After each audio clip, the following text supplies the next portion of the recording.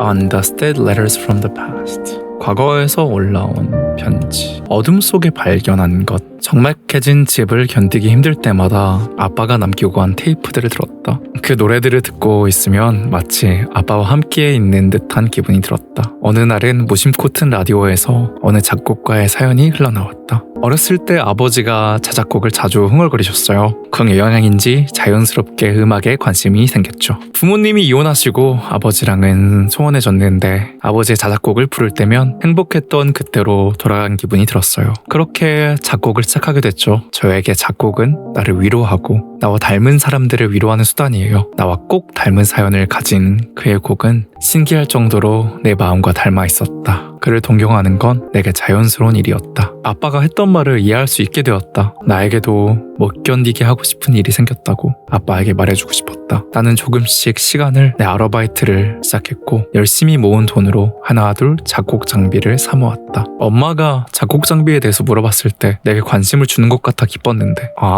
녹음기? 같은데? 아직 전원이 켜질 것 같아.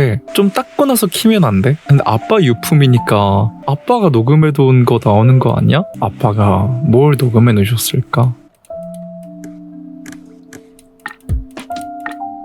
패드구나. 난 녹음기인 줄 알았어. 눈물 받아낼 뻔. 아들아, 근데 이 물건들은 다 뭐야? 미디랑 마이크랑 작곡 장비 같은 거야. 빨간색 미디 컨트롤러. 조금씩 돈을 모아 산 나의 첫 번째 음악 장비. 취미가 아니라고 진지하다고 말을 하고 싶었다. 하지만 엄마는 내가 말을 덧붙이기도 전에 피곤하다며 방으로 들어가 버렸다. 단호하게 닫힌 문소리가 미처 뱉지 못한 말과 함께 뒤섞였다. 나는 또다시 익숙한 외로움 속에 남겨졌다. 내 말을 더 들어주지 않는 엄마가 원망스러웠지만 그럼에도 이해하려고 노력했다. 내가 얼마나 진지한지 보여주면 엄마도 생각이 바뀔 수 있지 않을까? 그리고 내가 음악에서 위로받았던 것처럼 엄마도 위로받게 해주고 싶었다. 이왕이면 내가 만든 노래로 위로의 멜로디. 이건 진짜 카세트 테이프잖아. 꽃 피어난 것 봐. 얼마나 더러우면은. 그 후로 시간이 날 때마다 작곡에 열중했다. 처음으로 만드는 곡이기도 했고 무엇보다 엄마를 위해 만드는 곡이라서 많은 공을 들였다. 내 진심을 충분히 담았다는 생각이 들었을 때 곡을 테이프에 실었다. 이 멜로디가 진심으로 엄마를 위로해주길 바랬다. 엄마를 온전히 설득하지는 못하더라도 엄마가 내 곡을 들으며 조금이라도 괜찮아질 수 있다면. 아도라 볼륨 1이래. 평소처럼 엄마가 피곤해 지쳐 늦게 들어온 밤 나는 내 첫 자작곡이 담긴 테이프를 긴장된 마음과 함께 엄마에게 건넸다. 나 이 다음 보기가 좀 두려운데? 어머니의 반응 보기가 왜 이렇게 두렵지? 나는 엄마가 그 곡을 들으면 내가 얼마나 진지한지 알아줄 거라고 생각했어. 내가 이빨 닦아주는 것 같다. 치카치카. 아무것도 안 나오는데?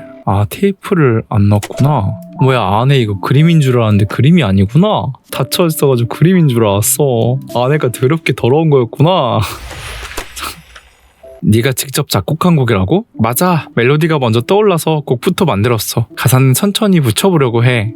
그리고 이거 말고 공모전에 응모할 곡도 있는데 주제가 뭐냐면 아돌아, 잠깐만. 엄마가 지난번에 분명히 말하지 않았어? 지금은 학업에 집중할 때라고 했잖아. 엄마, 지금은 내가 부족하니까 취미로만 보이겠지만 일단 테이프 좀 들어봐봐.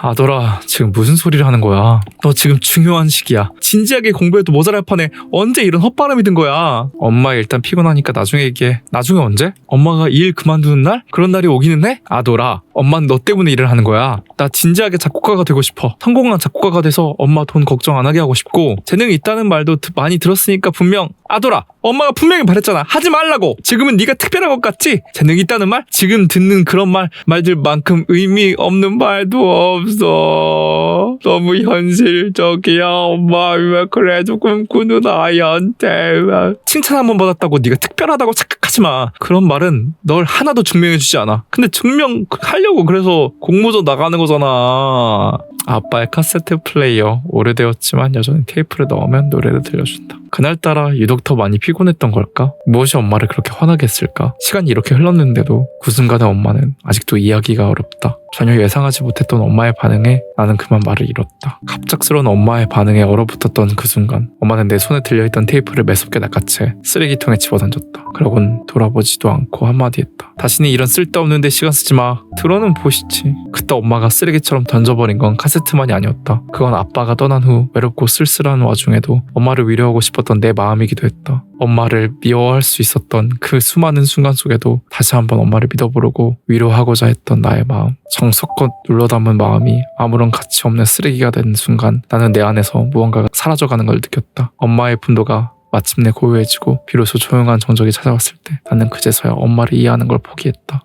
근데 너무 현실적인 이야기이긴 해. 이런 가정 많죠. 상처 줄 자격. 오르골은 내가 아빠에게서 받은 마지막 선물이었다. 나는 외로울 때마다 오르골 태엽을 감으며 이제는 없는 아빠에게 말을 걸었다. 아빠가 있었다면 어땠을까? 아빠라면 분명 날 응원해줬을 텐데. 엄마는 꿈이 있다는 게 어떤 건지, 못 견디게 하고 싶은 일이 있다는 게 어떤 기분인지 몰라. 내가 그냥 당신처럼 평범하게 살기를 바라는 거겠지. 그게 엄마가 이해할 수 있는 유일한 삶의 방식일 테니까. 속에 맺힌 말을 쏟아부으며 한참을 울다가 오르골의 선율을 듣고 있으면 마치 아빠가 곁에서 위로해주는 것 같았다. 그때 이후로는 엄마를 더 이상 기다리지 않게 되었지. 엄마가 말을 거는 것도 싫었고 대화하고 싶지 않았으니까.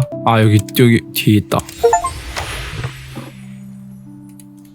아돌아, 잠깐 얘기 좀 하자. 나 지금 바빠. 엄마를 따라하게 됐어. 나 지금 바빠를 시전해버리는 우리 딸. 저번에 그 일은 엄마가 심했어. 피곤해서 감정이 격해졌나봐. 그런데 전부 널 위해서 그런 거야, 아돌아. 너 고생하지 말라고.